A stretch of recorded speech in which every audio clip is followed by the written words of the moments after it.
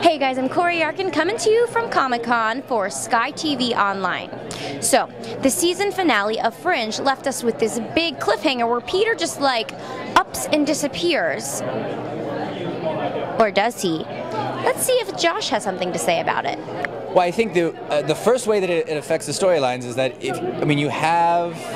we established at the end of last year that the Fringe events were still happening even without Peter. So we've got to figure out how to explain without the event that we know in our storyline, how did these things come to happen? Why did the two universes get blended into one universe through this bridge? So how did all of the pieces that we know of the story come to be without Peter ever having existed? But then what I think is more importantly is without the character of Peter, who did all of the people that he's interacted with over the course of our 3 years of watching the show, who are they without him? If Walter became more of a functioning human being over the course of the last 3 years because he got to be the father to his son, I think where we'll find Walter this year without his son is the guy who never got fixed. So I think that's where we'll start from, and then we'll see where it goes from there. You know, we're not going to throw away one of our favorite characters, I don't think. But it'll be interesting to see what the dynamic is when he comes back. If he comes back to a world where we don't know him, and what is that? And it'll be like building relationships all over again from a completely different perspective, which is, I think, really fun and interesting. And so, but I don't quite know really what they're going to do with that.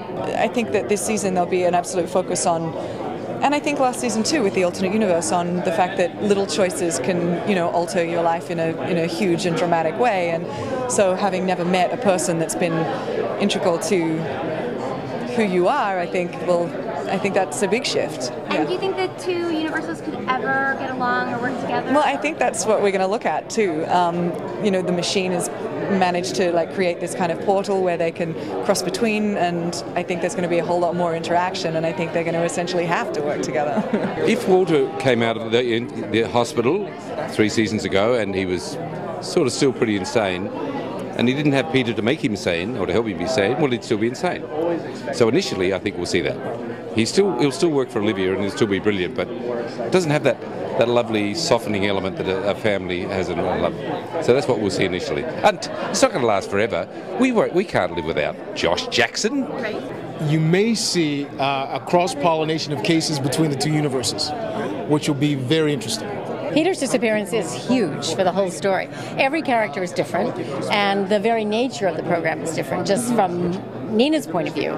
If Peter was never there, Walter doesn't inherit massive dynamic because he won't be able to. He won't have the facility because he's so damaged by the lack of healing from the Peter character. So she now gets to have a much different and probably darker agenda than she's had before. We shall see.